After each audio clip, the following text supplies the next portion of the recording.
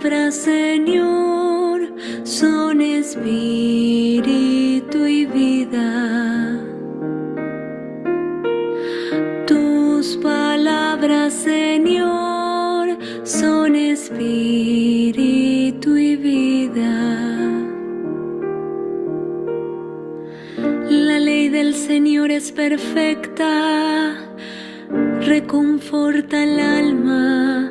El testimonio del Señor es verdadero, da sabiduría al simple. Tus palabras, Señor, son espíritu y vida. Los preceptos del Señor son rectos, alegran el corazón. Los mandamientos del Señor son claros, iluminan los ojos. Tus palabras, Señor, son espíritu y vida. La palabra del Señor es pura, permanece para siempre. Los juicios del Señor son la verdad, enteramente justos. Tus palabras, Señor, son espíritu y vida. Ojalá sean de tu agrado las palabras de mi boca y lleguen hasta ti mis pensamientos, Señor, mi roca y mi redentor. Tus palabras, Señor, son espíritu y vida. Tus palabras, Señor, son espíritu y vida.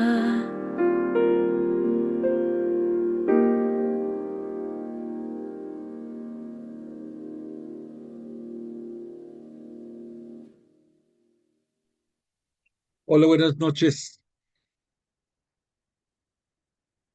Qué gusto que nos volvemos a encontrar gracias a la misericordia de Dios. Y vamos a comenzar como todas nuestras sesiones dando alabanza y gloria a Dios Padre a través de Jesús de Nazaret. Invito a que juntos digamos en el nombre del Padre, del Hijo y del Espíritu Santo. Amén. Padre nuestro que estás en el cielo, santificado sea tu nombre. Venga a nosotros tu reino, hágase tu voluntad en la tierra como en el cielo. Danos hoy nuestro pan de cada día. Perdona nuestras ofensas, como también nosotros perdonamos a los que nos ofenden. No nos dejes caer en la tentación y líbranos del mal. Amén. Gloria al Padre, al Hijo y al Espíritu Santo, como era en el principio, ahora y siempre, por los siglos de los siglos. Amén. Y hoy tenemos la fortuna de que nuestra clase de estudio coincide con la gran celebración de la Anunciación, de la encarnación de Jesús en el virginal seno de María. Vamos a agregar un Ave María por nuestra Madre, por la misericordia divina y custodia de nuestra Iglesia. Dios te salve María, llena eres de gracia, el Señor es contigo. Bendita eres entre las mujeres, y bendito el fruto de tu vientre, Jesús. Santa María, Madre de Dios, ruega por nosotros pecadores, ahora y en la hora de nuestra muerte. Amén. Bueno, pues agradecidos como todos nuestros días de clase, porque Jesús de Nazaret y el Espíritu Santo nos acompañan. Hoy celebramos junto con ellos la festividad de la Anunciación y tenemos una intención particular muy especial, y es pedirle a María, nuestra Madre, que oriente, que proteja, que abrace a todas las mujeres que están embarazadas.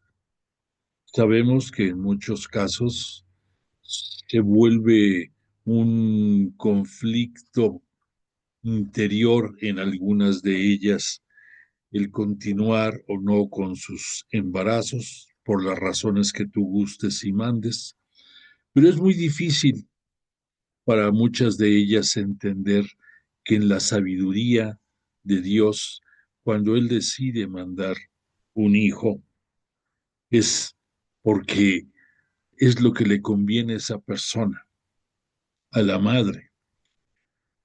Pero desafortunadamente los tiempos que vivimos, las presiones, los intereses, todo lo que conocemos, hacen que muchas ocasiones terminen tomando decisiones equivocadas, muchas madres, y no queremos que eso suceda.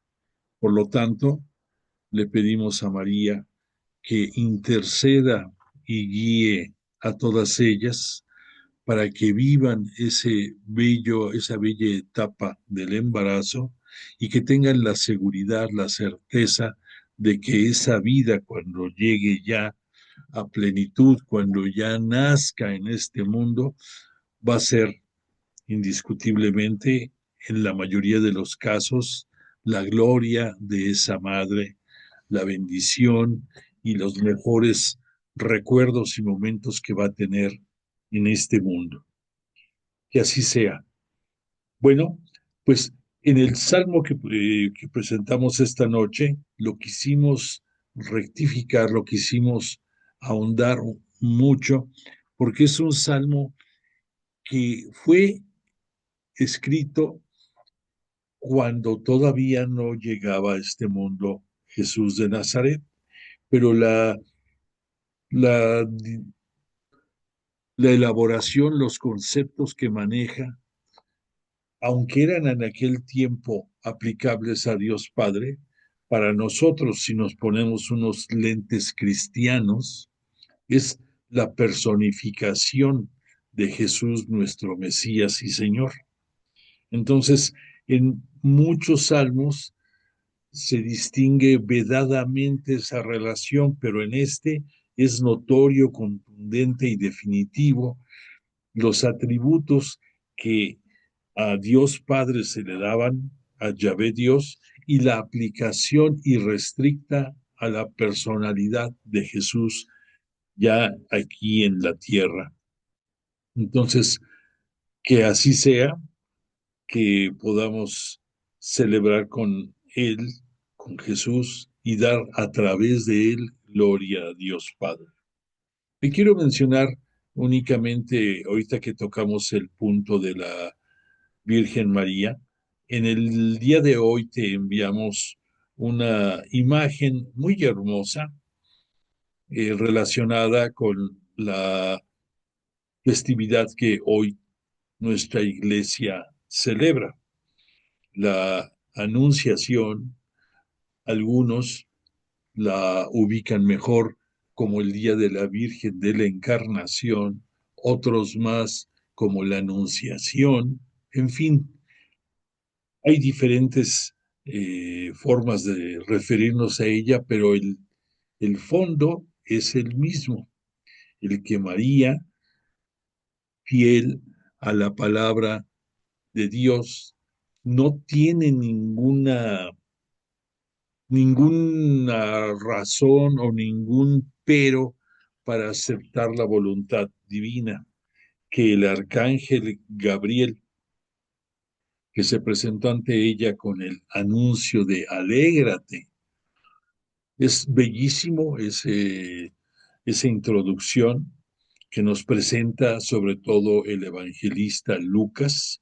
Recordemos que esa palabra alégrate viene de una expresión griega que es quejaritomene. Así es como llegó el arcángel Gabriel, y se presentó ante ella. Y ahí la grandeza de María, junto con la voluntad de Dios Padre, cambió el curso de la historia, porque pues gracias a ese fiat, como se dice en latín, a ese sí, a ese acepto de María, de volverse la madre del Hijo de Dios, del Hijo del Altísimo, de el hombre que iba a venir a ocupar el trono de David, según estaba anunciado en las Escrituras desde tiempo atrás, y que iba a ser el Salvador de este mundo, pues no pudo haber sido esto posible sin esa aceptación de María, sin ese sí acepto eh, que no tiene comparación con nadie. Porque recordemos, por ejemplo, la historia de la salvación que comienza en el año 1850, antes de que viniera Jesús a este mundo, es con Abraham con el que surge la historia de la salvación. Y no le quiero quitar ningún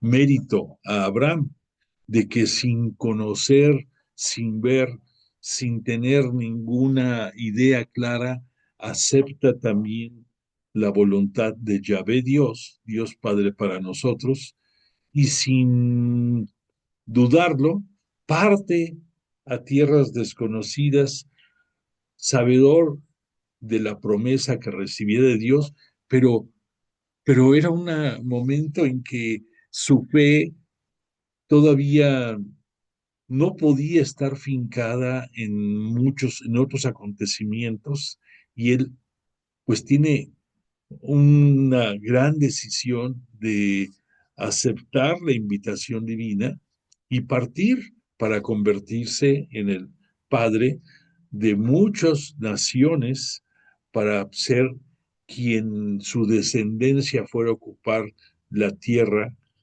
que Yahvé Dios les iba a dar, y que también a través de él se iban a dar nacimiento a muchos pueblos y también hasta religiones. Si este Abraham no hubiera aceptado, también no hubiera sucedido muchas cosas. Pero en el caso de María, también su fe es mucho mayor que la de Abraham, porque estamos hablando de una virgen, de una niña, porque más o menos pudo haber tenido 13, 14 años, que no se puede comparar con un hombre adulto, como en el caso de Abraham, que tenía mayor capacidad de definición en su pensar, en su actuar, en medir riesgos, etcétera, etcétera. Pero María realmente, pues, cree y vive desde ese momento con toda su intensidad el ofrecimiento de Dios a través del arcángel Gabriel. Y esto, con el paso de la historia, con el paso del tiempo, sabemos que le va a costar muchas lágrimas, mucho sufrimiento, mucha soledad, y en ningún momento renegó de sus condiciones. Le va a tocar pasar por los 7 célebres dolores en su corazón en distintos momentos de la vida de su hijo, y le va a tocar el triste momento de tenerlo en sus brazos cuando, bajado de la cruz, llora con él y se lamenta de la soledad en que ella queda y de la muerte que recibe su hijo. Es algo único. Y todavía, por si esto fuera poco, acepta el ser la guía de la iglesia fundada por su Hijo Jesús.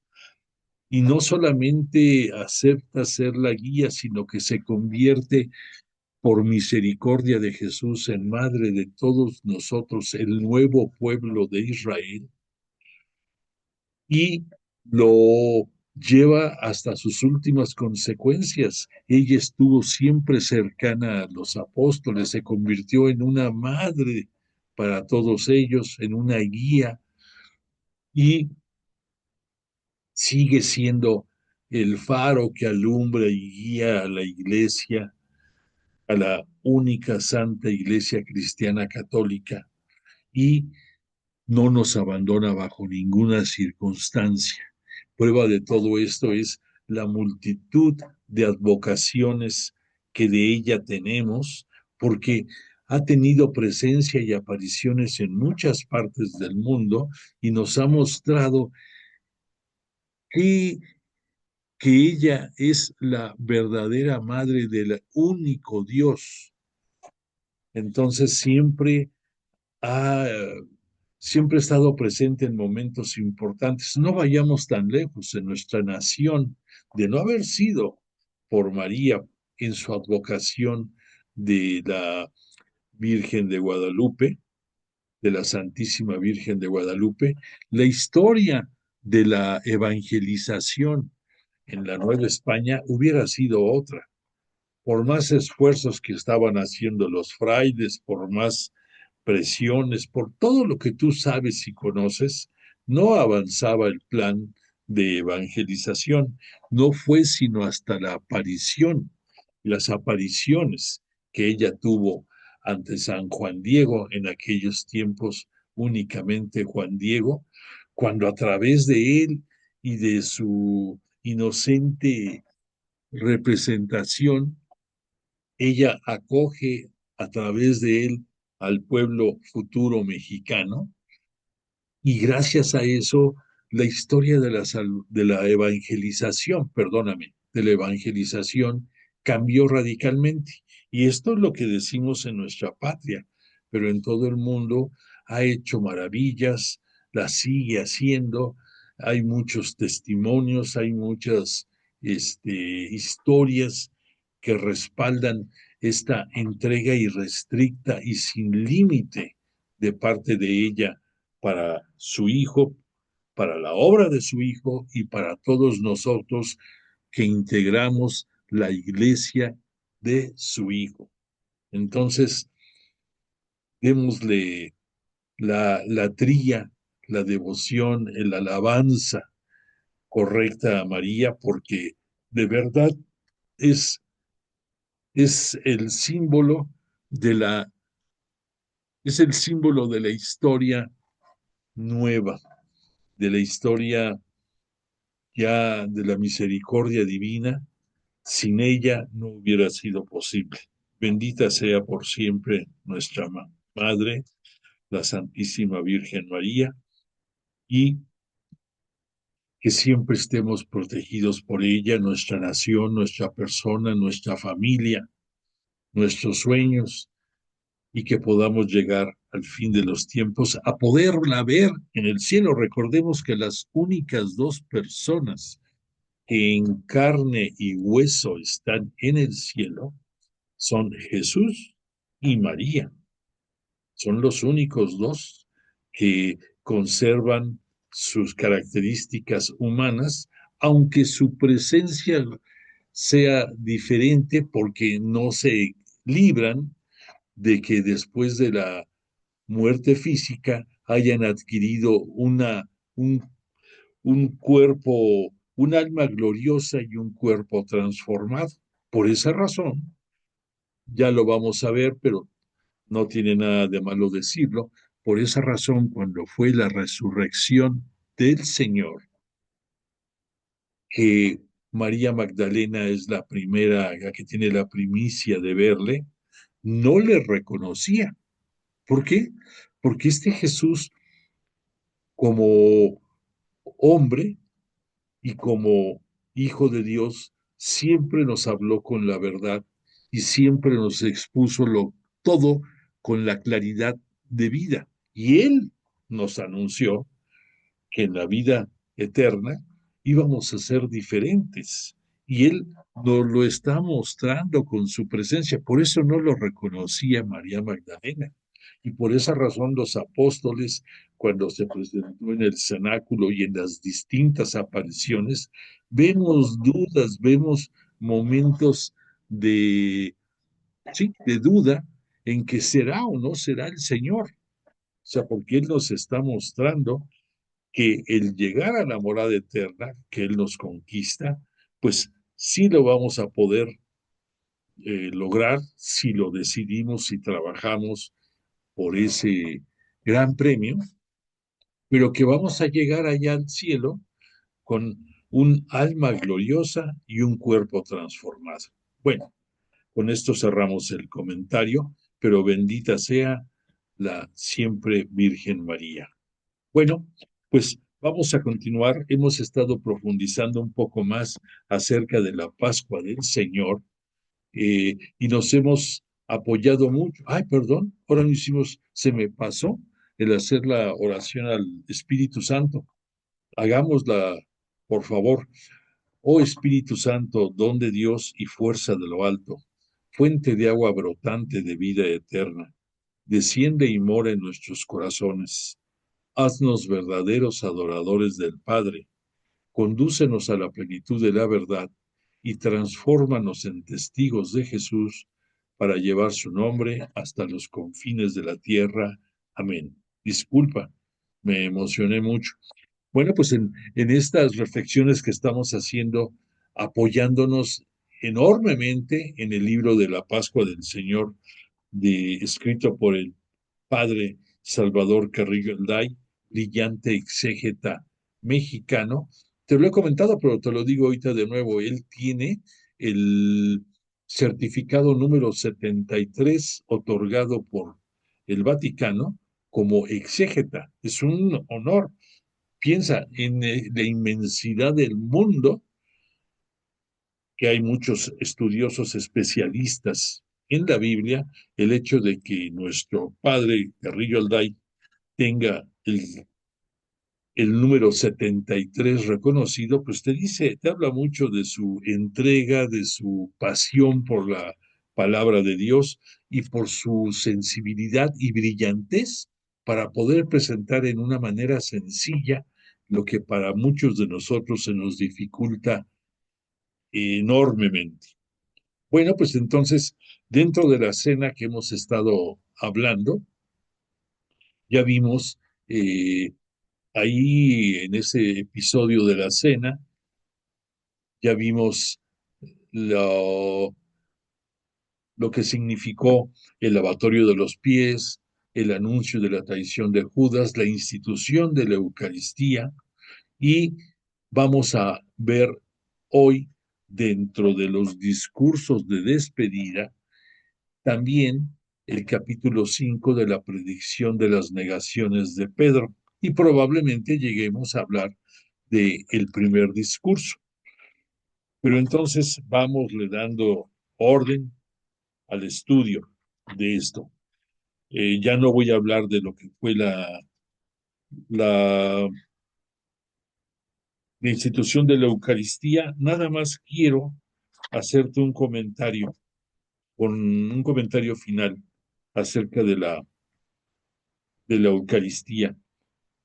Cuando Jesús en la cena utiliza las expresiones tomad y comed y tomad y bebed de ella todos, refiriéndose a la copa que está circulando, que esa copa, si recuerdas cuando hablamos del ritual de la Pascua judía, recordarás que había tres copas y la última copa se le decía la copa de la bendición.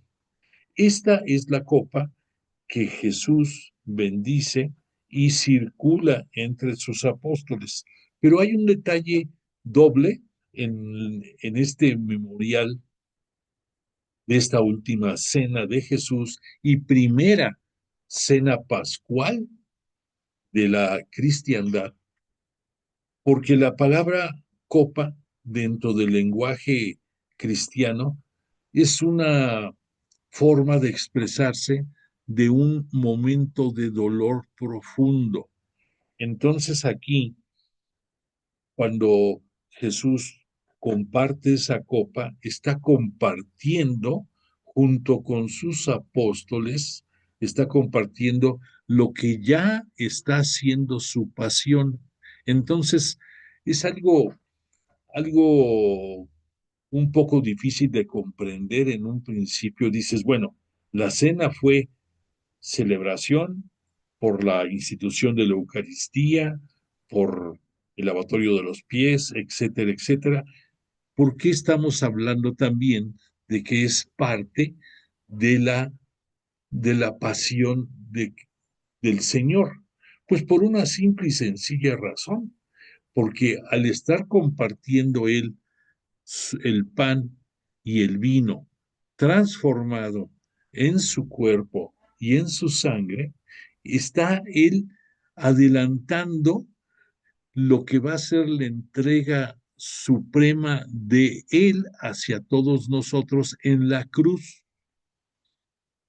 porque si no hubiera sucedido esto de compartir, de anunciar su carne y su sangre, no entenderíamos bien su sacrificio en la cruz, por un lado.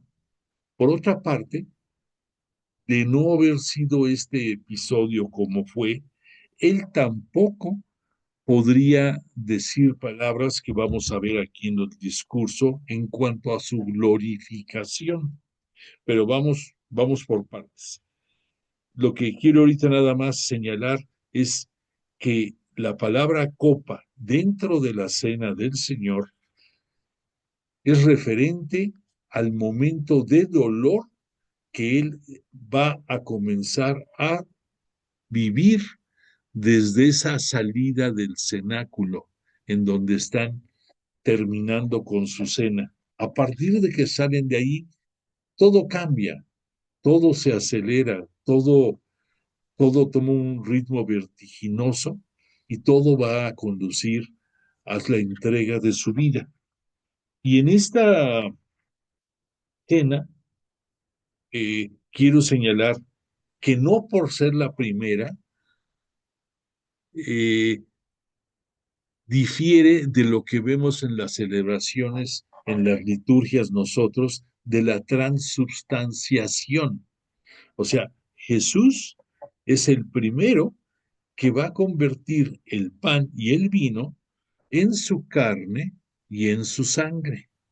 Y al decir en su carne, tiene su razón porque gran parte de lo que Jesús nos vino a enseñar en su ministerio público fue cambiar la forma de pensar dura de los judíos y que no lo pudo lograr de los dirigentes. Hubo muchos judíos del pueblo, pudiéramos decir, que sí lo aceptaron y que sí los transformó. De no haber sido esto, ¿cómo te explicas tú que dentro de los integrantes de la nueva Iglesia Cristiana Católica hubiera un buen número que provenían del judaísmo? Son excepciones algunos de personalidades que tuvieran un rango dentro de los sacerdotes o dirigentes de las sinagogas, pero sí los hubo, pero muy, muy contados.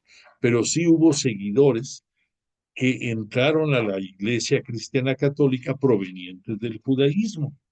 Entonces, esta transubstanciación, repito, el decir la carne de Jesús es el ingrediente que él deseaba, quitar el corazón de piedra, la dureza para ver al prójimo y hacernos sensibles, hacer que nuestro corazón fuera de carne. Y si tú te pones a pensar, ¿qué fue lo que Jesús entregó en la cruz? Su cuerpo, su carne. ¿Y dónde es evidente, dónde llega al máximo cuando su cuerpo, después de que murió, es traspasado por la lanza del soldado romano y de él brota sangre y agua? Para nosotros símbolos, además de la entrega excelsa de su persona, son también símbolos del Espíritu Santo que desde ese momento derrama sobre todos nosotros, integrantes de su iglesia, desde ese momento hacia nosotros. Hasta sus apóstoles fue en el cenáculo, pero en esa nueva alianza que Jesús signó simbólicamente, con signos evidentes en su cena, al transformar el pan y el vino, al hacerlo, pues, repito, él está empezando a vivir la donación de su cuerpo y de su sangre para todos nosotros, integrantes del nuevo pueblo de Israel. Ese pueblo que agrupa a todos los integrantes de la humanidad, que tenemos la posibilidad de conocerle a través del bautismo y a través del conocimiento de su palabra y de poner en práctica su propia palabra. Entonces, esa transubstanciación de Jesús de las especies que la seguimos celebrando con dignidad en cada liturgia, tiene de fondo otro símbolo que se le puede llamar en una manera coloquial una transignificación. Para que entendamos esto, imagínate como si tú observaras un semáforo que te indica por medio de sus colores el que te detengas, el que tengas cuidado y el que avances. Igual aquí es lo que está significando esa, esa especie ya convertida en el cuerpo y en la sangre de Jesús. ¿Por qué? Porque Él se está entregando en un banquete de convivio con sus apóstoles, en un ambiente, ¿por qué no decirlo?, de fiesta, de celebración de la Pascua, en una atmósfera de comunidad integrada por el amor, el vínculo que los une en ese momento es el amor. Y la prueba evidente de esto, recuerdas que vimos cómo comenzó Jesús la celebración de la Pascua, en que le dice a sus apóstoles, con ansia deseaba pasar esta Pascua con ustedes. Esa ansia es la necesidad de dar todo el amor que tenía en los instantes que le quedaban de vida. Durante su ministerio público se entregó totalmente a todas las comunidades y los necesitados y desamparados. Nos vino a traer consuelo, nos vino a traer bienaventuras, pero hay que señalar que en la Pascua del Señor se entrega totalmente a sus apóstoles. ¿Por qué? Porque era urgente el dejar claro quiénes eran ellos para él, qué representaban. Entonces, por eso el término de transignificación puede aplicarse. Además, se está entregando Jesús como alimento y como bebida que comunican vida eterna. Es una maravilla. Tú nada más piensa que entre los judíos en la antigua alianza, en el templo de Jerusalén, había un solo día que era el día de la expiación, en que ahí el sumo sacerdote, ofrendando sangre y después en holocausto, ofrendando a las víctimas, pretendían o esperaban, por un lado, expiar los pecados del propio sumo sacerdote y después expiar los pecados de la comunidad.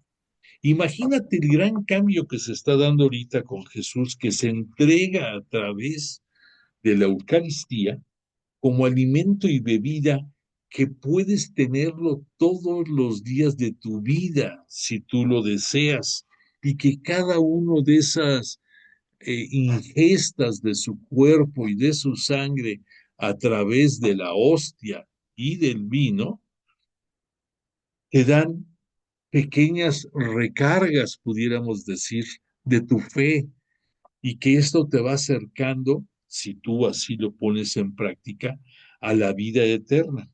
Y además, en este banquete sacrificial de fiesta, también podemos decir que Jesús se está entregando como una sustancia que transforma a sus discípulos, haciéndolos semejantes al propio Maestro, igual que después a todos nosotros nos hace, nos convierte no en un Mesías, digo, no pensemos en eso, pero nos acerca al máximo a la grandeza de su corazón y de su espíritu. Estamos compartiendo no solamente la posibilidad de vida eterna, sino que nos sentimos transformados, y en ese instante, imagínate que estás participando de esa cena del Señor, siéntete tú que estás presente en ese momento en que Él instituyó la Eucaristía, y que por ti Él se queda presente a través de la Eucaristía para tu, para tu alimento diario, si tú quieres, y llegar a la vida eterna. Entonces Jesús se está entregando como principio que sitúa la esfera divina entre nosotros. Todas las potestades que Jesús como unigénito de Dios recibió del Padre, y además la semejanza total que tiene con el Padre, nos la está compartiendo a nosotros. Imagínate qué maravilla, qué signos tan intensos y tan profundos.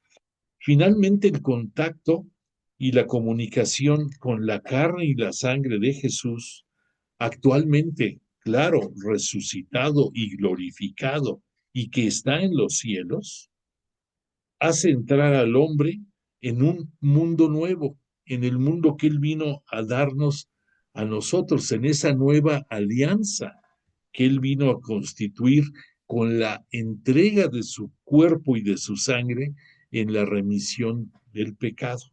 Entonces estamos participando de todo este ambiente celestial, pudiéramos decir, desde aquí mismo en la tierra. Entonces, por eso el autor nos cita aquí que estos son signos que nos deben de servir como un semáforo para que nos detengamos, para que pensemos en todas estas maravillas y bondades, y que sigamos adelante, pero conscientes de el gran regalo que Jesús nos dio ese día de su cena del Señor. Después de que ya termina la cena, recordemos que de acuerdo a la costumbre judía, se terminaba esa cena recitando los, los salmos del 115 al 118, que junto con el 113 y 114, con el cual habían abierto la cena, constituían la la invocación del himno del Jalel. Jalel se pronuncia con J, se escribe con H dentro del hebreo. Jalel, H-A-L-L-E-L. El que termine en E-L no es eh, así una razón no entendible. Recordemos que desde el Antiguo Testamento las palabras que identifican la presencia del Señor, de Dios, de Yahvé Dios, siempre terminan en EL. Por esa razón, Israel termina en EL. Por esa razón, también ángel y arcángel terminan con EL. Y por esa razón, Este himno, que se llama Jalel, termina en EL, porque está dedicado a dar gloria y gracias a Yahvé Dios para los judíos por haberlos liberado de la esclavitud del pueblo de Egipto. Bueno, pues entonces las predicciones de las negaciones de Pedro nos las van a citar los cuatro evangelistas. Hay pequeños rasgos de diferencia de uno a otro, pero ya sabemos nosotros que es natural, que lo que importa es el hecho y que la perspectiva que nos cita cada uno de los evangelistas va de acuerdo a lo que ellos recibieron de mensaje del Espíritu Santo para transcribirlo en su evangelio y también de acuerdo a lo que cada escritor bíblico quiere resaltar de la personalidad de Cristo, de Jesús todavía en este momento. Entonces, eh, por citarte algo, Marcos, ¿cómo van a presentarnos lo que pasó en este momento? Nada más voy a citar los primeros renglones. Dice Marcos, y habiendo cantado el himno, se refiere al Jalel, salieron para el monte de los olivos. ¿Qué nos dice Mateo? Él nos lo presenta. Y habiendo cantado el himno, salieron para el monte de los olivos. Muy parecido.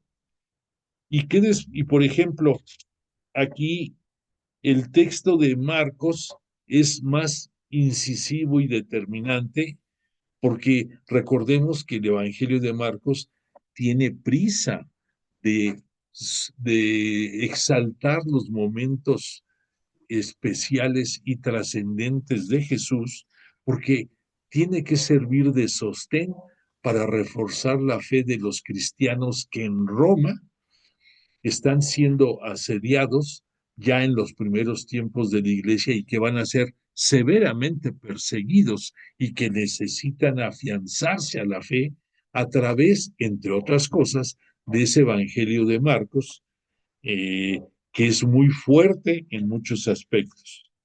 Por ejemplo, Marcos cita después, y díceles Jesús a sus apóstoles, todos os escandalizaréis, porque está escrito, heriré al pastor y las ovejas serán dispersadas. Pero después de resucitar, os precederé en Galilea, os precederé en Galilea. Lo dice dos veces Marcos. Entonces aquí está Marcos dando reforzando las escrituras de los profetas en el Antiguo Testamento que hablaban de estos momentos. Concretamente, nos está hablando del siervo sufriente de Yahvé que nos cita el profeta Isaías III en los versos que hablan del siervo sufriente de Yahvé. Enseguida de esta presentación que hace Marcos, Pedro le dice al Señor, aunque todos se escandalicen, pero no yo. Y le dice Jesús, en verdad te digo que tú hoy, esta noche, antes de que dos veces cante un gallo, tres veces me habrás negado. Pequeña diferencia, por ejemplo, Mateo nos va a decir que le va a decir a Pedro, en verdad te digo que esta noche, antes de que cante un gallo, tres veces me habrás negado. Por ejemplo, Mateo no dice que va a cantar dos veces. Marcos nos dice que lo hizo dos veces el gallo. Pero lo que importa, repito, es el hecho. Y después dice este Pedro en el Evangelio de Marcos, dice, pero él excesivamente hablaba, se refiere a Pedro, y dice, si me fuera preciso morir contigo, no te negaré. Y de igual manera hablaban también todos. ¿Qué pasa, por ejemplo, con Lucas? Recordemos que Lucas es el evangelista del Espíritu Santo. Por lo tanto, va a irse con mayor detenimiento y determinación a resaltar la presencia del Espíritu Santo y de la misericordia en todo lo que va citando. Lucas nos lo presenta y le dice Jesús a Pedro, fíjate, después de lo que ya leímos, ¿cuál es la respuesta que nos maneja Lucas? Simón, Simón, recordemos que cuando dos veces nos dice un nombre, tanto Dios o Jesús, es porque algo importante nos van a decir a nosotros, a la persona. O sea, aquí en este caso le dice Simón, Simón, que es el nombre verdadero de Pedro. Le dice, he aquí que Satanás os ha reclamado para zarandearos como al trigo, pero yo he rogado por ti para que no desfallezca tu fe. Y tú, una vez que hayas vuelto, confirma a tus hermanos. Bello texto y encierra muchos puntos interesantes. Por un lado, aquí Jesús está haciendo evidente que el actor que está manejando todas las circunstancias en su pasión y muerte es Satanás, pero que eso no exime que únicamente lo haga en contra de él, sino también de sus apóstoles. Por eso le dice, he aquí que Satanás os ha reclamado para zarandearos como el trigo, pero que no desfallezca tu fe. O sea, todavía Jesús está preocupado por la fe de sus apóstoles. Cualquier otro diría como humano, viviendo los momentos está viviendo de angustia y todavía se pone a pensar en la fe de sus apóstoles, en la fe de sus discípulos que le acompañan.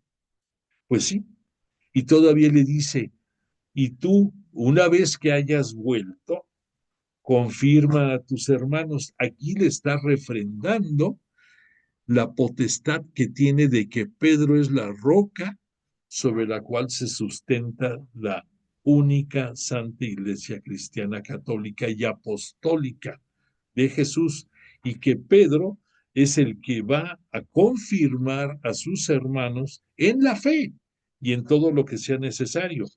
Pero cuando le dice, cuando hayas vuelto, ¿recuerdas qué sucedió cuando fue el lavatorio de los pies, cuando Jesús dejó sus ropas, se ciñó la toalla o para poderle lavar los pies? ¿Y cómo decían los textos? Tomó, dejó su ropa como una forma de decir, dejó su vida, la volvió a tomar. Es una representación a través de esas palabras. Entonces aquí, cuando le dice Jesús a Pedro, una vez que hayas vuelto, no se está refiriendo a cuando haya vuelto este Pedro del Gólgota, del momento de la pasión y muerte de Jesús, porque ni siquiera estaba allá. Se refiere aquí Jesús, cuando hayas vuelto, cuando llegue el momento en que siguiendo al Maestro, entonces sí, Pedro va a tener que dar su vida. Lo que aquí está diciendo Pedro, no, no, no, yo te seguiré hasta el final y etcétera, etcétera. Jesús no le dice no, pero le va a decir aún no, pero no le quita la idea de que en algún momento va a hacer esto a través de estas palabras.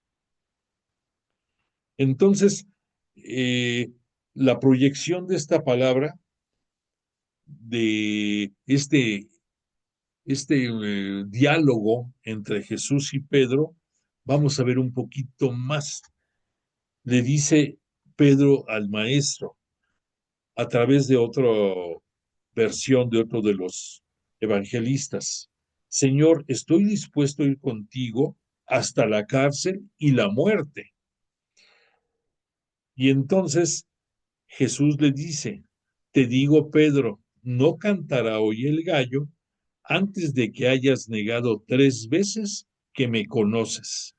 Otro detalle importante, nosotros siempre nos basamos dentro de la tradición y dentro de las celebraciones. Cuando se habla de este momento, siempre hablamos de Pedro como que negó a Jesús, pero fíjate que sin que digamos más, en muchos de nosotros y en muchos que no conocen las escrituras también, por la forma en que lo se escucha, piensan que negó a Jesús en su persona, piensan que negó a Jesús en su grandeza, piensan que negó a Jesús en el mensaje, en su buena nueva que nos vino a traer.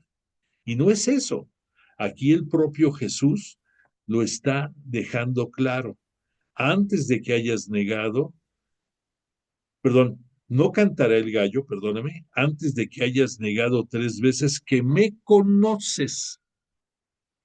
Entonces, aquí Jesús como que está disculpando, está señalando que lo va a negar, pero está señalando que su negación va a ser referente a que por miedo Pedro va a caer en la negación. No lo conozco, como así fue, pero no dijo, no creo en él, no creo en su palabra, etcétera, etcétera. Y Jesús lo está disculpando de antemano desde antes de que suceda. Y después de esto, otro detalle importante que les dice Jesús a sus apóstoles, les dice, cuando os envié sin bolsa, sin alforja y sin sandalias, ¿os faltó algo? Ellos dijeron, nada. Les dice Jesús, pues ahora el que tenga bolsa, que la tome, y lo mismo alforja, y el que no tenga, que venda su manto y compre una espada, porque os digo que es necesario que se cumpla en mí esto que está escrito. Ha sido contado entre los malhechores, porque lo mío toca a su fin. Ellos, los discípulos, los apóstoles, dijeron, Señor, aquí hay 2 espadas. Jesús dice, basta, basta, hasta ahí. Pero entonces, nota cómo Jesús, conocedor de todo lo que va a suceder, sabe que en esa dispersión que se va a dar de sus apóstoles, los va a dominar el miedo. Ellos van a sentir que así como el maestro fue crucificado, ellos corren los riesgos y les está anticipando la paz y la fuerza que tenían de mi parte cuando los mandé en par a los pueblos a los que yo iba a llegar.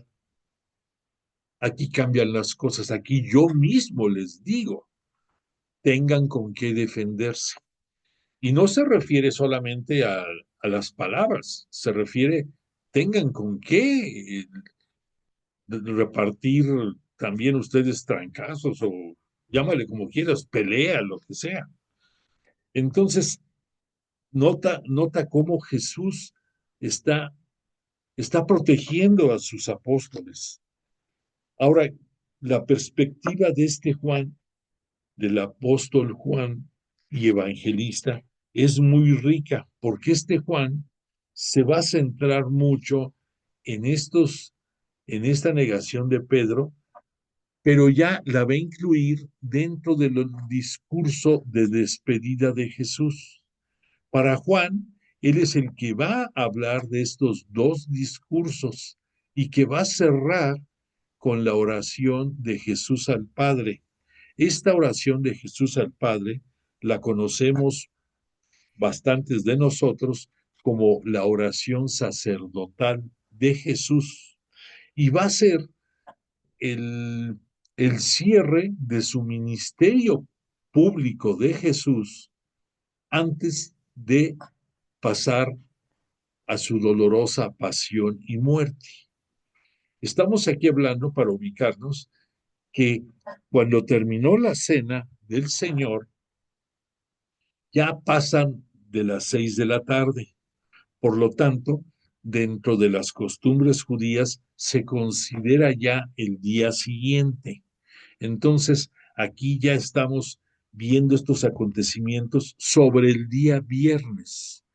Y también estos acontecimientos, de acuerdo a la descripción de ciertos momentos, nos va a decir era de noche. Claro que era de noche porque ya no había luz de día, pero te anticipo que cuando oigamos eso de que era de noche, se refiere a que eran momentos de oscuridad dominados por el demonio, dominados por Satanás, y por eso va a utilizar esa expresión, era de noche. Bueno, aquí tenemos una de las imágenes que hemos visto de la cena, del lavatorio. Aquí de cuando fue el momento de lo de Jesús, de Judas, que anunció la traición de Judas. Ya hablamos de la institución de la Eucaristía. Y aquí voy a ponerte esta lámina para ir siguiendo mejor lo que significan los discursos de despedida. Entonces el evangelista Juan en su capítulo 13 nos va a hablar del primer discurso y nos va a decir que tiene un género textual de un claro discurso de adiós de parte de Jesús hacia sus apóstoles.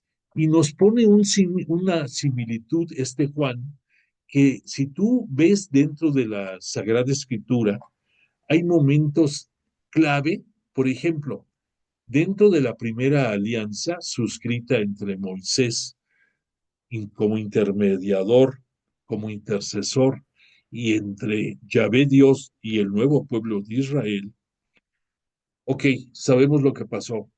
Cuando van llegando a la tierra prometida, en que este Moisés no va a poder entrar por diferentes razones de castigo de parte de Dios, no le permite más que ver la tierra prometida y en Moab, en las colinas de Moab, que es donde están, en las afueras de lo que va a ser la tierra de Canaán, que en propiedad de ellos, ahí va a morir Moisés. Y dentro de sus libros, en el libro del Deuteronomio, es como el testamento religioso de Moisés, que comienza con una expresión muy bella que todos los judíos respetan mucho, que es el Shema Israel, Shema, Shema Israel, que significa escucha Israel. Y ahí este Moisés aglutina todo lo que fue escribiendo él y otros autores dentro de los 5 libros del Pentateuco que cierran con el Deuteronomio, que es la voluntad final de este Moisés. Como otro ejemplo de esto, te puedo citar que lo mismo nos dice, por ejemplo, en el caso de Jacob, cuando llama a sus 12 hijos y les da la despedida y citan los evangelistas como una especie de discurso hacia ellos.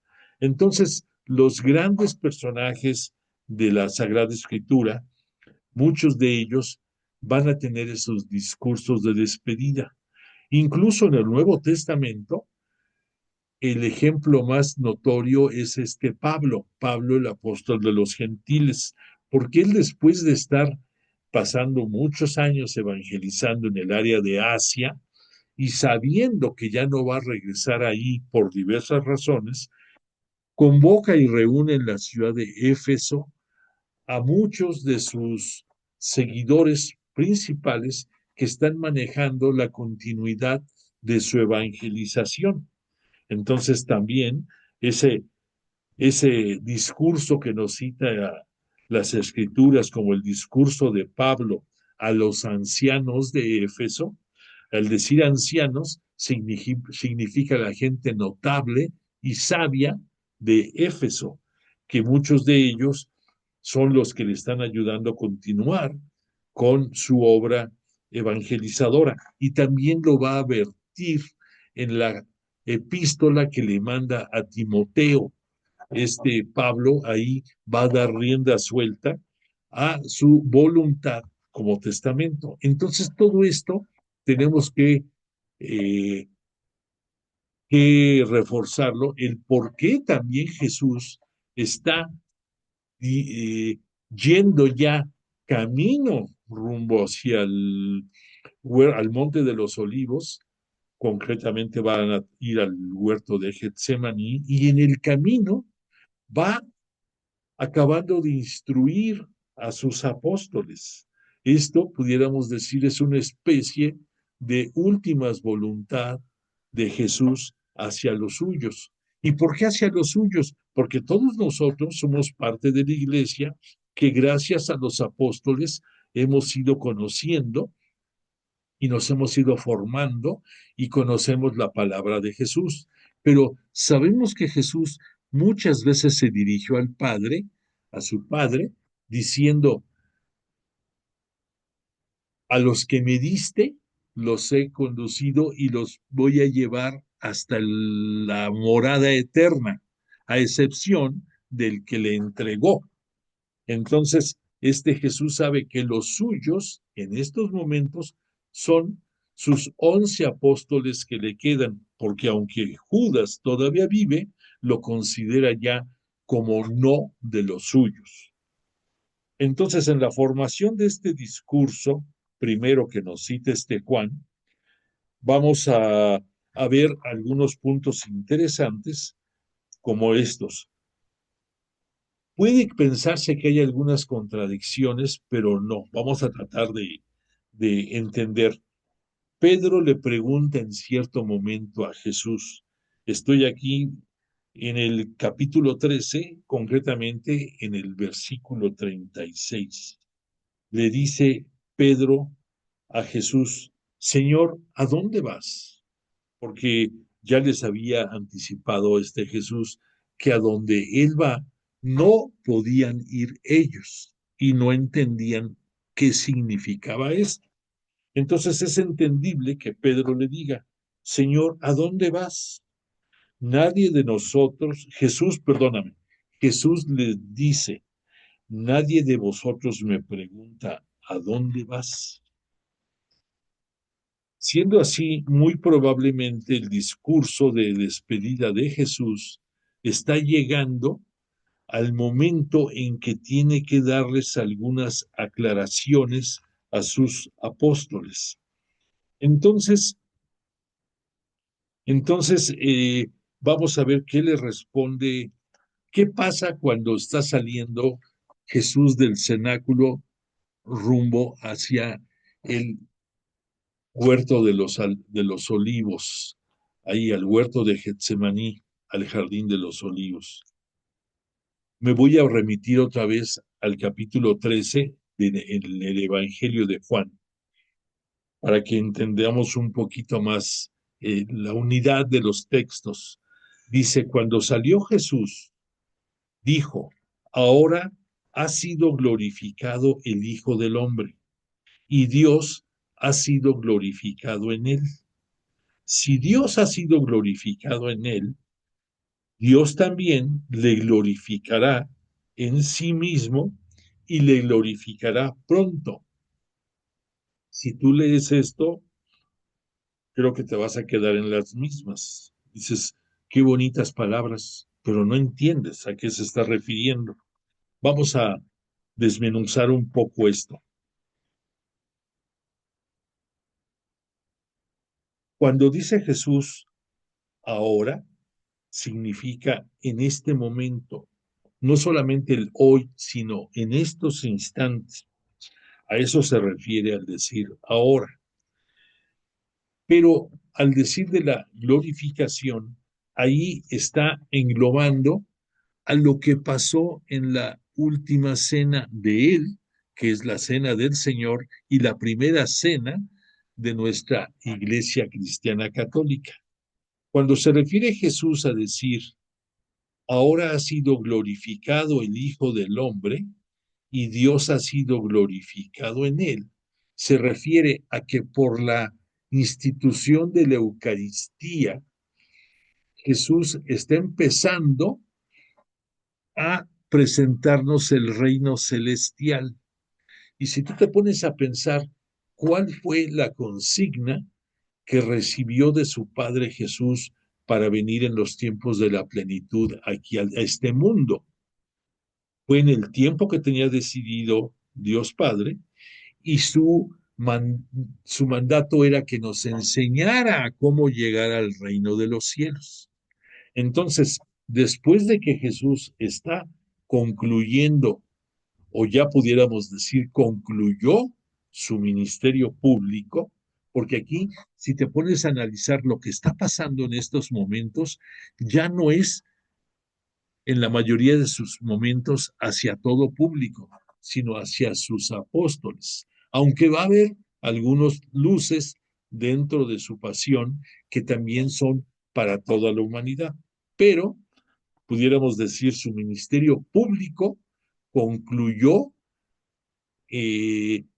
cuando salió del cenáculo, y aquí su pasión está siendo la fase siguiente, pero ya no está dentro de su ministerio público. Entonces, al hacer esta acción de la Eucaristía, Jesús glorificó a su Padre, porque nos está enseñando la manera de que Él se convierte Jesús en alimento a través del pan y el vino para poder llegar a la casa del Padre. Entonces, Jesús le dio gloria al Padre. Y por eso también dice Jesús, si Dios ha sido glorificado, Dios también le glorificará a quien, al Hijo en sí mismo, y le glorificará pronto. Pero aquí se está refiriendo Jesús a que desde antes de la creación del mundo, en la cual, de acuerdo al Génesis, participaron también Jesús y el Espíritu Santo, la creación del mundo fue de parte del Padre para su propio Hijo, para Jesús. Y antes de ese momento, Jesús, el unigénito de Dios, gozaba a plenitud de su divinidad celeste.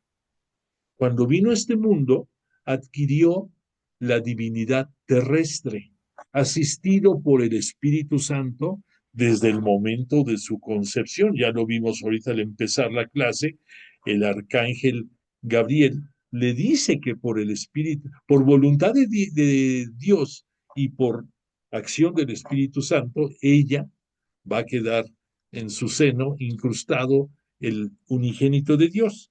Pero entonces aquí Jesús lo que se está expresando es que después de que pasen estos momentos, Él será glorificado por su Padre, porque va a regresar a gozar de su divinidad celeste como siempre la ha tenido. Pero aquí ha vivido como un humano más en la mayoría de los momentos, y por eso se refiere a que va a ser glorificado.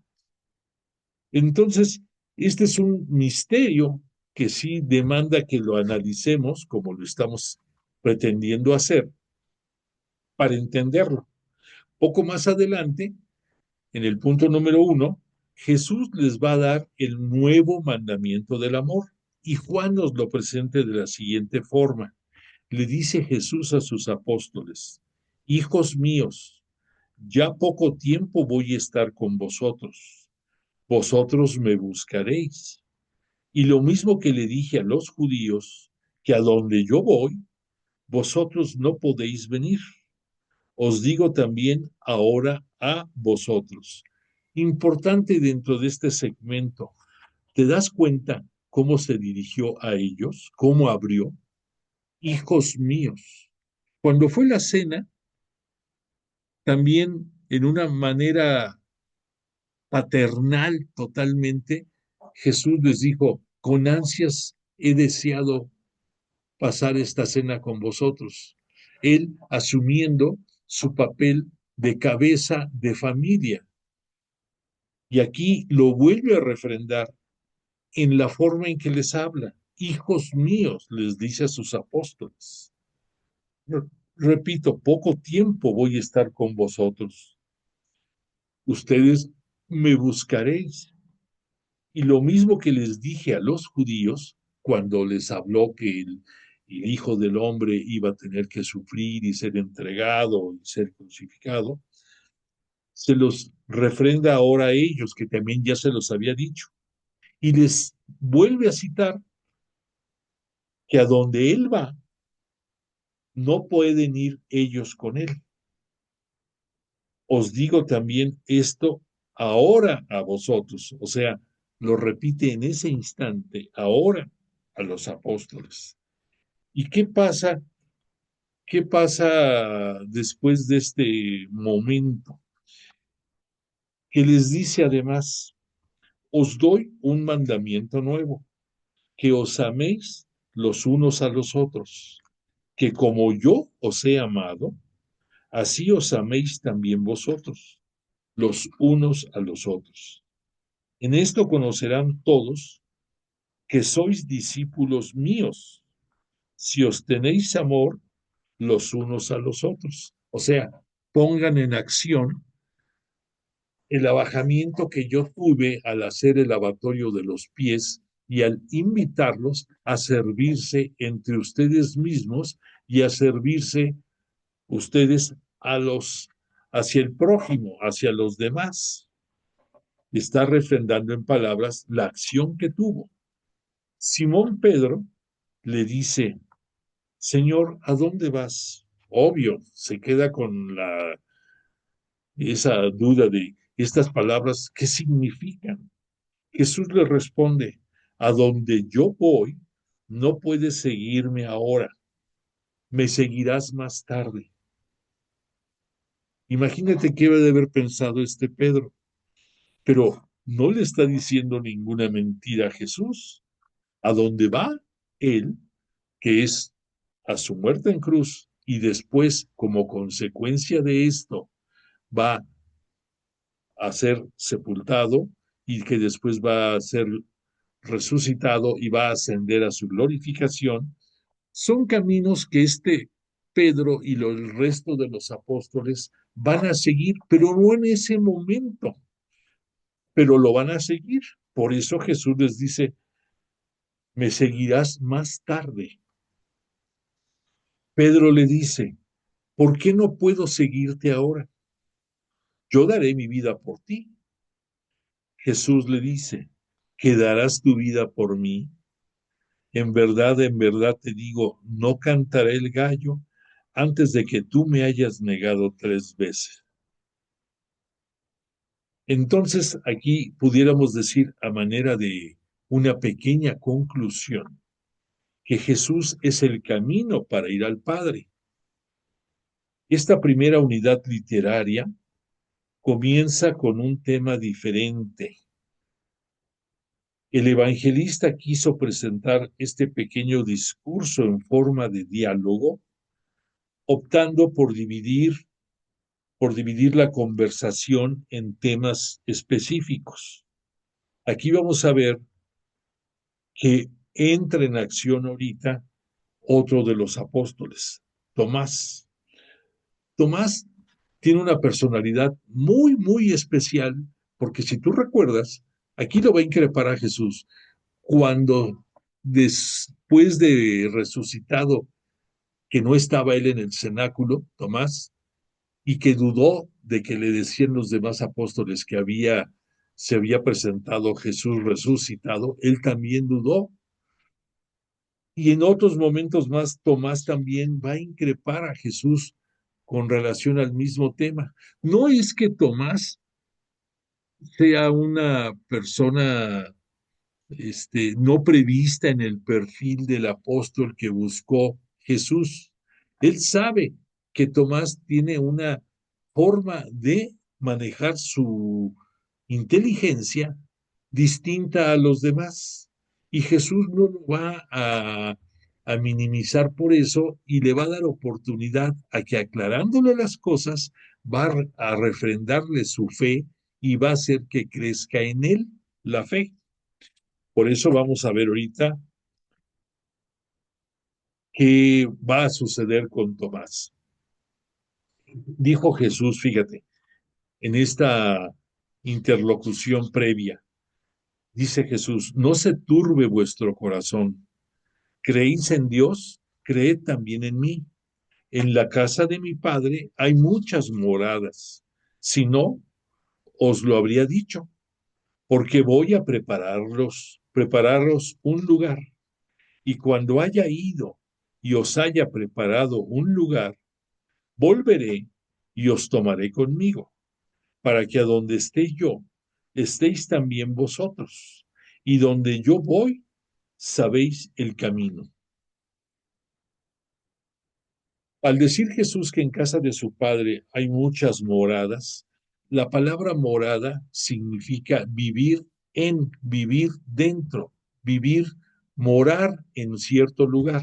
Por eso no nos dice aquí Jesús, en la casa de mi Padre hay lugares o hay casas o hay camas. No, nos dice, en la casa de mi Padre hay moradas. Entonces nos está aclarando que la casa del Padre es el reino de los cielos, en donde por su misericordia y por la entrega de su vida y su gloriosa resurrección, Él como primicia entre los muertos nos va a alcanzar la gracia de morar, de estar por siempre en el reino celestial. Importante que veamos ese significado de morada. Otra cosa difícil de interpretar es cuando Jesús dijo, y cuando haya ido y os haya preparado un lugar, volveré y os tomaré conmigo, para que donde esté yo, estéis también vosotros. ¿De qué venida se refiere Jesús? Ordinariamente se ve en este texto la promesa de que Jesús vendrá a la hora de la muerte de cada uno de sus discípulos para llevarlos al cielo donde Él se encuentra. Esto puede ser exacto, pero este sentido no sintoniza bien en el contexto de estos capítulos. Posiblemente, detrás de la formulación actual, hay una referencia a algunas palabras de Jesús sobre su parucía próxima, poco después de su muerte, a la cual seguirá la asunción de todos los fieles a la gloria del Padre. Y ahora yo voy, sabéis el camino. ¿Y qué dijo Tomás? Le dice, Señor, no sabemos a dónde vas. ¿Cómo podemos saber el camino? Jesús le responde, yo soy el camino, la verdad y la vida. Nadie va al Padre sino por mí. Si me conocéis a mí, conoceréis también a mi Padre. Desde ahora lo conocéis y lo habéis visto. Jesús refrenda lo que gran parte de lo que en sus enseñanzas a sus discípulos y apóstoles hizo, pero aquí lo refrenda porque es importante que les quede muy claro que Él es el camino, la verdad y la vida, y a través de Él es la única vía, la única por la que podemos llegar al Padre. Entonces, lo que aquí citaba previamente como posibilidades de, podemos distinguir tres momentos. Cuando Jesús les dice, yo regresaré por ustedes. Podemos también pensar en que en la muerte, después de que cada uno de sus apóstoles haya cumplido su misión, Jesús va a venir por ellos, pero también se refiere a todo el nuevo pueblo de Israel, a todos nosotros, para que para llegar a la Jerusalén celestial necesitamos hacerlo a través de Él. Por eso dice aquí que Él vendrá por ellos. Igual que debes de entender, va a venir por ti y que también, de acuerdo a la Escritura, lo va a hacer en su segunda gloriosa venida, con toda la gloria y poder en el día de la parucía. Pero puedes tener una certeza, lo que aquí Jesús nos está anticipando, si tú reflexionas, en la parucía va a venir Jesús a juzgar a vivos y muertos. Es una forma de decir a los que vivan y a los que, estando muertos, están en espera de mi misericordia.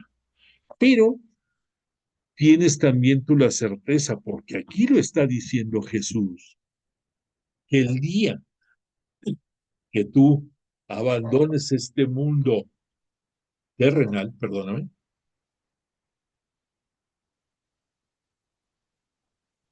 Él vendrá por ti. Y en ese momento, para ti, va a ser la parucía, pudiéramos decir, va a ser tu juicio particular, independientemente que cuando sea la parucía, vas a poder participar gloriosamente de ese momento. Pero te tiene Jesús como Cristo y Señor la misericordia de decir, de ser posible, pues de una vez te lleva al cielo después de que dejes este mundo. Por esa razón se atreve a decirle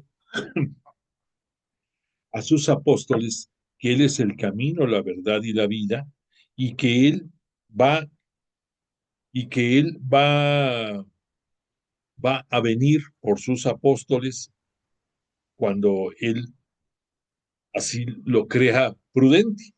Ok. Refrendo que le dijo a Tomás, a donde yo voy, no pueden ir ustedes. Que Tomás dijo, ¿cómo podemos saber el camino? ¿Y qué le dijo Jesús? El camino hacia el Padre, más aún el único camino, nadie va al Padre sino por mí. Refrendamos lo que estábamos hablando. Jesús antes había dicho, yo soy la puerta. Si alguno entra por mí, será salvo. Pero ahorita Jesús subraya, soy el único camino para ir al Padre. Por lo tanto, esto incluye que Él es la puerta de acceso a la salvación. Pero, ¿por qué Él es el camino? ¿Por qué Jesús es la verdad? ¿Y por qué es la vida? Jesús es el camino porque es la verdad. Jesús es el revelador y la revelación del Padre.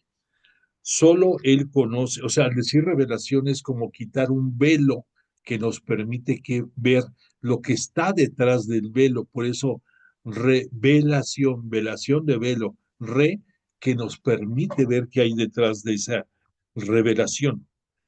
Solamente Jesús conoce a Dios y Él ha podido revelarlo porque es el único Hijo que mora en el seno del Padre y habla de las cosas que ha visto en el Padre. ¿Y cómo ir al Padre? ¿Cómo no va a conocerlo y cómo no va a saber cómo podemos llegar al Padre? Por lo tanto, Jesús verdad es una declaración de la misión que Jesús tiene con respecto a nosotros, revelarnos al Padre y llevarnos al Padre. Pero Jesús puede llevar a cabo esta misión porque Él mismo es la verdad. Si no fuera la verdad, sería imposible que a través de Él llegáramos al Padre. ¿Y por qué Jesús es vida? Jesús es el camino porque es la vida. En el himno de la introducción del Evangelio de Juan, nos habló de que que en el verbo estaba la vida, y la vida era la luz de los hombres. El verbo, lo identificamos nosotros, es la palabra de Dios. Y a través de esa palabra de Dios, en su momento, el verbo se va a hacer carne, lo que hoy estamos celebrando con el sí de María. Entonces, ese verbo se hizo carne. Y Jesús más tarde, en su vida, en su ministerio, nos aclaró, como el Padre tiene vida en sí mismo, así también el Hijo debe tener vida en sí mismo. ¿Por qué? Porque es igual al Padre. Y luego describió su venida a este mundo de esta manera. El que me sigue no camina en las tinieblas, sino que tendrá la luz de la vida.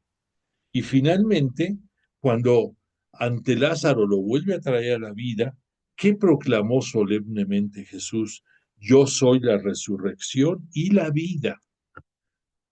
Verdad y vida no están en una yuxtaposición, sino que Jesús da vida solo a aquellos que aceptan su palabra, que su palabra es verdad.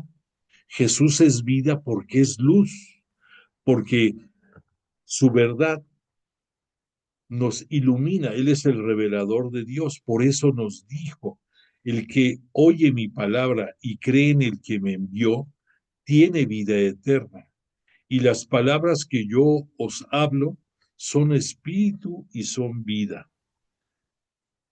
Nadie conoce al Hijo sino el Padre, ni nadie conoce al Padre sino el Hijo, y aquel a quien el Hijo se lo quiera revelar.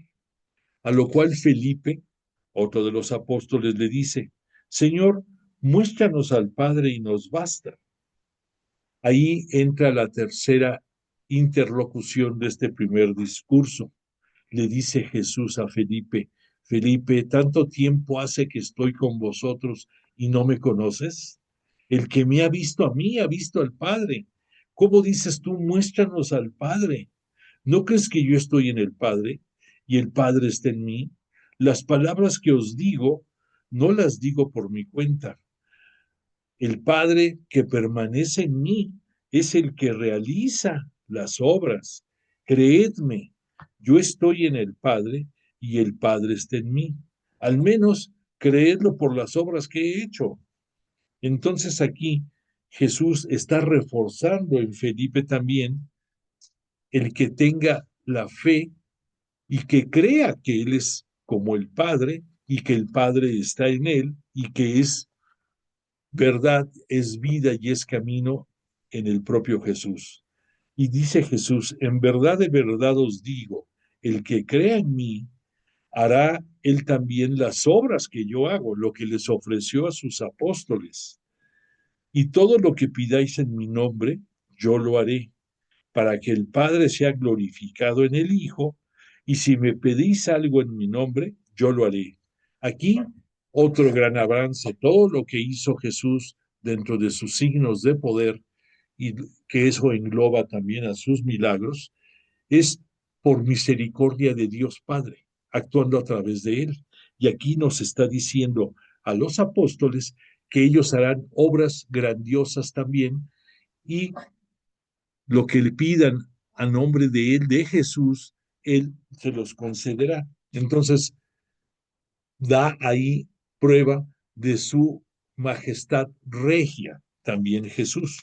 ¿Por qué? Porque ya va a estar en el cielo, pero desde ahí va a seguir con ellos y va a seguir con ellos a través de el Paráclito. Ya no vamos a poder entrar a el punto 3 de la promesa del otro Paráclito porque es un punto que demanda también verlo con calma, pero poco a poco vamos conociendo más de la cena del Señor y de su pasión, de la Pascua del Señor, y lo estamos disfrutando, al menos yo lo estoy disfrutando mucho contigo, espero que tú también suceda lo mismo. Por de pronto le agradecemos a Jesús de Nazaret y al Espíritu Santo el que hayan estado entre nosotros, y yo a ti te agradezco tu presencia, y todos juntos le agradecemos a la Virgen María su sí que nos transformó la historia para todos y cada uno de nosotros. Deseo que tengas una buena semana, da constancia de tu presencia. Hoy no vamos a tener canción de cierre, nada más vamos a tener la imagen. Discúlpame, pero no hubo oportunidad de incluirla, y te pido tu consideración y aceptes mi disculpa. Pues que tengas buena noche y que descanses. Gracias de tu presencia.